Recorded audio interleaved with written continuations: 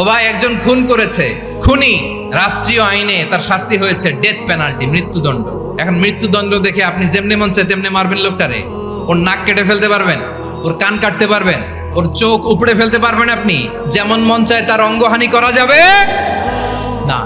ইহসানের সাথে তাকে হত্যা করো। সুবহানাল্লাহ, দিস ইজ ইসলাম। আচ্ছা, কুরবানির দিন আমরা পশুগুলোরে কি করি? জবাই। জবাই মানে তো এটারে মেরেই ফেলতেছি, একটু পরে তো টুকরো টুকরো করে গোশতগুলো খাবো, এটারে তো খাবো, এটারে তো মেরেই ফেলবে। বিষ্ণু বলে না, জবাইয়ের মধ্যেও, মুমিনের জবাইয়ের ভেতরেও ইহসানের পরশ থাকা চাই।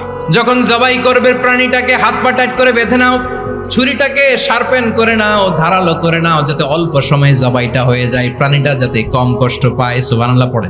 দিস ইজ কল্ড ইহসান।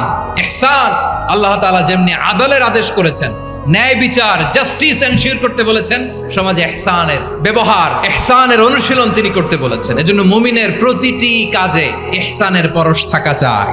আমরা যেন আমাদের পরিবারের প্রতি ইহসান করি, আমরা যেন আমাদের কর্মচারীদের প্রতি ইহসান করি, আমরা যেন আমাদের কলিগদের প্রতি ইহসান করি, আমরা যেন আমাদের ভাইদের প্রতি ইহসান করি। মুমিন জীবনের প্রতি কাজে ইহসানের পরশ থাকার দরকার আছে না নাই?